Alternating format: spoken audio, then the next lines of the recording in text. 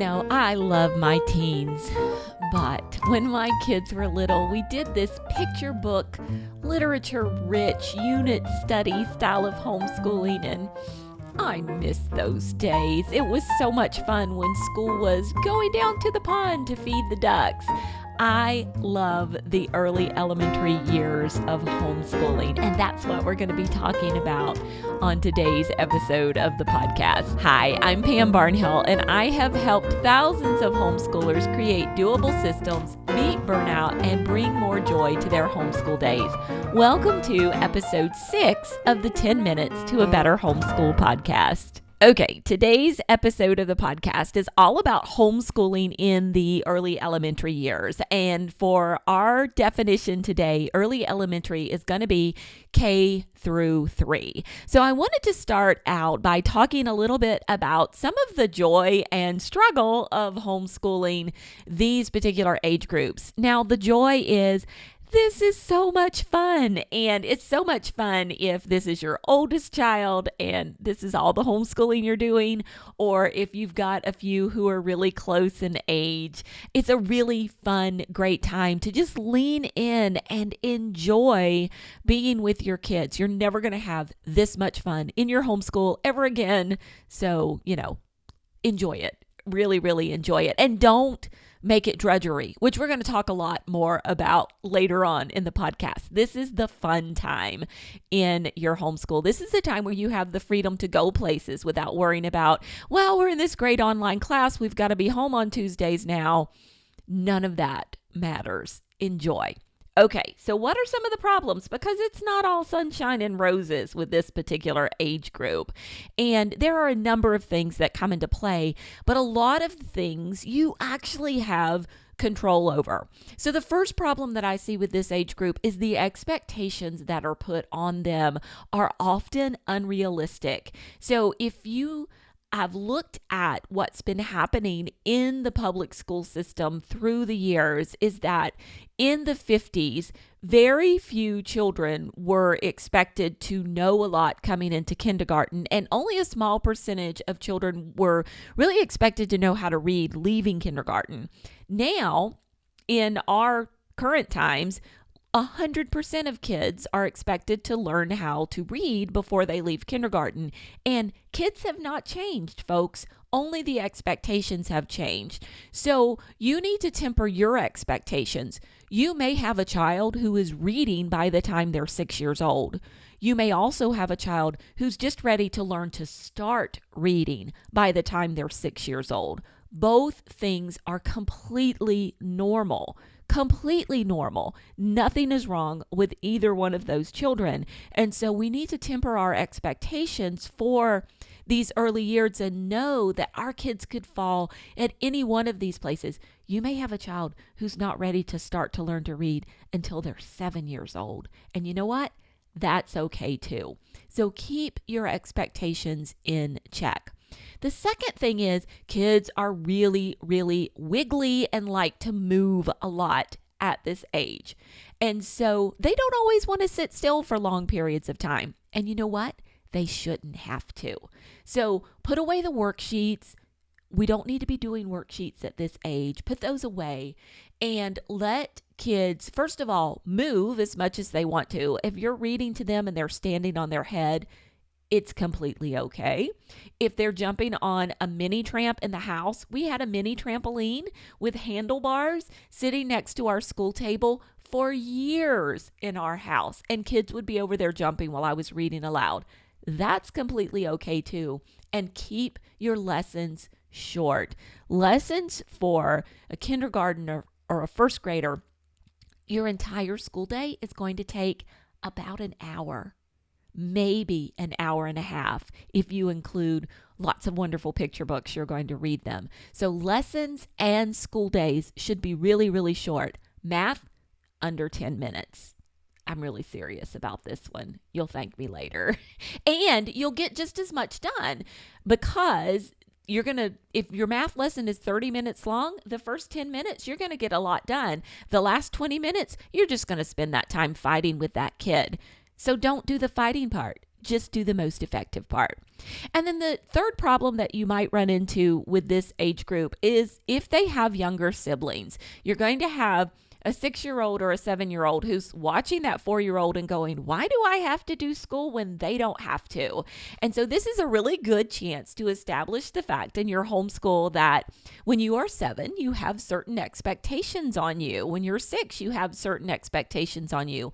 When you were 4, you didn't have to do school either. But now that you're 6 or 7, you do. And when that child, when your brother or sister is 6 or 7, they're going to have to do school. And I'm sorry, that's just the way it is. We have a saying in our house, it's suck it up, buttercup. And this is one of those places where that saying is appropriate. Okay, so those are some of the struggles that you might have with early elementary students and a few tips on how to deal with those struggles. Now let's talk about what subjects should you be teaching in the early elementary years in your homeschool. And the good news is it's probably way less than what you think. So there are some basics that every young child needs to start learning. And those are things that we call skill area subjects.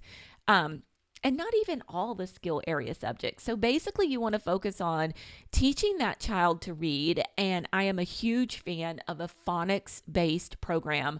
Our very favorite program was all about reading, and it was multisensory. It had a lot of pieces we would cut out and they would move about, or they would move tiles about. The lessons, we could make them very, very short. We broke up one lesson over the course of like 3 to 4 days, and it was our favorite program. So teaching your child to read, that is the first thing. The second is some kind of math program for your child. And like I said, you're going to do about 10 minutes of this math program a day.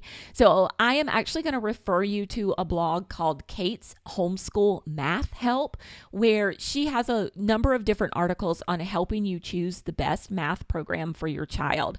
Our personal favorite is a program called Math UC, which is a mastery-based program, which is set up very differently than anything you've probably ever seen if you're coming out of the public school system. But we have loved that program, and it has stood my children well. So I'll link for that one. I'll link that one for you also as well. And then you need to teach them some kind of handwriting program. You can start with cursive, or you can start with print. I have friends who have started with cursive. We took the traditional route and started with print. If I had it to do over again, I probably would start with cursive. I'll find you a cursive resource that you can look at, a cursive first resource. But we actually used a program called Letter Stories from IEW, and that was our favorite print first program for our kids. Basically, that's it. Right there, those 3 programs: learning how to read, doing a little bit of math every day, and learning how to do some handwriting. And that handwriting practice, 5 minutes tops. Seriously. Okay. What does your child who is K through 3 not need? They don't need grammar. Okay. Like, don't do grammar with little kids. Just save yourself the trouble and don't. Wait until they're at least 10 years old to start the grammar program, and honestly, the composition program as well. You're going to be reading a lot of good books. I'm going to talk about that in a minute. And you are also going to be having conversations with your child, getting them to express their thoughts. So do not worry about the act of composition at such an early age. As they get older, you might want to add copywork and maybe a little bit of dictation, because that's going to help them ease into those composition writing skills. And when I say copywork and dictation, I'm talking about maybe for a 2nd grader or 3rd grader, but don't worry about getting your children to write paragraphs or papers when they are under 10 years old. It is simply not necessary. Okay, so your next question is, what about science and what about history and all those other subjects? Shouldn't my students be doing those? Shouldn't we have a textbook or a workbook? And the answer is No, you shouldn't. Do not worry about that kind of stuff when your kids are younger. What you want to do instead for these content area subjects is you want to follow your children's interests. So if they're into dinosaurs, if they're into space, if they're into King Arthur, if they're into ancient Egypt, you want to get tons and tons of picture books about those things and read, and find some fun hands-on projects to do with those things. Because while these kids are young, while you don't have a lot of requirements on you, you want to teach them that learning is something that we enjoy doing and it's fun and exciting. And you do that by reading lots of good books and doing some fun hands-on activities. You don't need expensive curriculum to do that. There are lots of book lists. We have a number of them on our own site and fun activities to do online. And finally, since I'm having a hard time keeping this one to under 10 minutes, what should you really be focusing on when your kids are in these early elementary years? And the biggest thing is habit building the good habits of being a good learner. So being consistent with your homeschool, like we talked about in last week's episode, that's really important. Building a morning time habit where your kids get up and really enjoy starting their day together by doing some of these fun content area things in a family context, and just setting the tone for your homeschool day with a morning basket by enjoying learning together. And I have some resources for you on my website for that one. I'll link to that in the show notes. And then just focusing in on love of learning and those basic skills.